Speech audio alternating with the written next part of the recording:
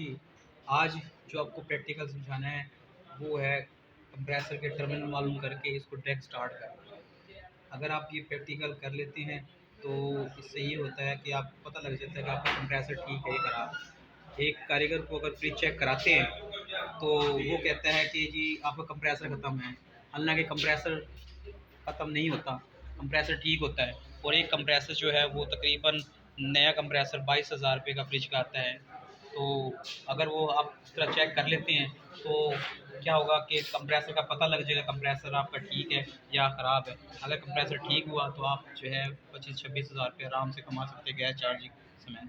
तो हमने कैसे चेक्स को चेक करना है, तो आपके पास जो है वो एक टेस्ट लीड होनी चाहिए, कंप्रेसर आपके पास होना चाहिए जो फ्रिज का कंप्रेसर है। तो और उसके बाद मीटर आपके पास मीटर होना चाहिए, और आपके पास ये स्क्रू ड्राइवर सेट होना चाहिए। ठीक है, कार में आपने कैसे क्या क्या चीज़ चेक करनी है, सीरीज टेस्ट बोर्ड के अंदर आपने इसको लगाना है, लीड लगाने के बाद दोनों को पराठों को आपस में मिलाएंगे तो लैंप रोशन हो जाएगा, जुदा करेंगे लैंप रोशन होना बंद हो जाएगा। दोबारा लगाना, पहले तो इसकी शार्ट चेक करेंगे, आया कि शार्ट है कि नहीं है।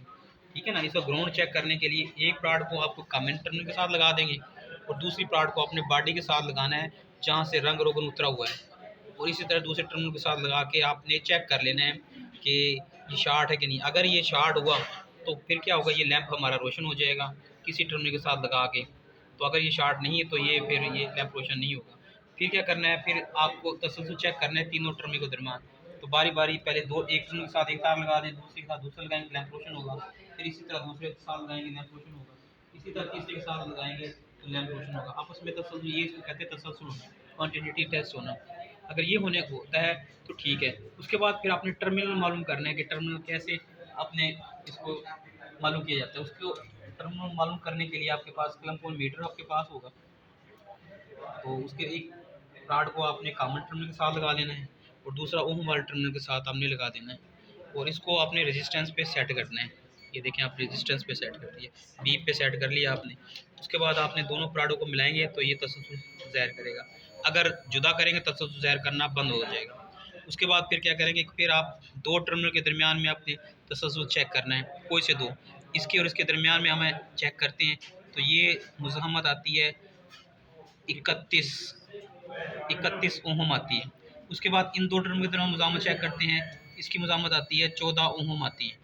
उसके बाद इन दोनों के दरमियान मुज़ाहमत चेक करते हैं तो इनके दरमियान आती है 18। आपने देखना है जिन दो टर्मों के दरमियान मुज़ाहमत सबसे ज़्यादा है, उन दो को छोड़ के बाकी बचने वाला कामन होता है।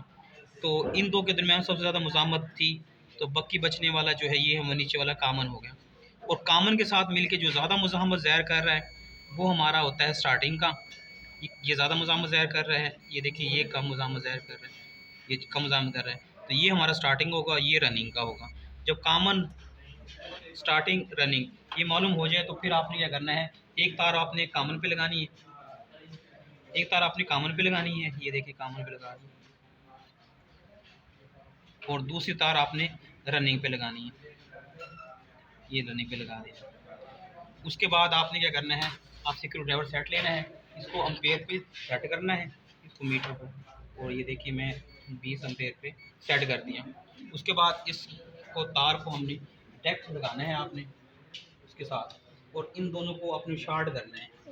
जब ये देखिए बॉडी के साथ टच नहीं होने चाहिए। उसके बाद जब आप इसको चलाएंगे, अम्पेयर देखना अभी 0 पे, और ये देखिए अम्पेयर स्टार्ट हो गया, और आप बेचाल ये हाथ पे लगाएंगे तो ये चल रहा होगा। तो ये इसका हमारा कंप्रेसर, ये देखें कंप्रेसर चल पड़ा है, ठीक है ना। तो इसको इस तरह है, कंप्रेसर अगर चल पड़ता है तो इसका मतलब हमारा कंप्रेसर बिल्कुल ठीक है, अगर नहीं चलता तो कंप्रेसर हमारा ख़राब है। उम्मीद है आपको ये वीडियो पसंद आई हो।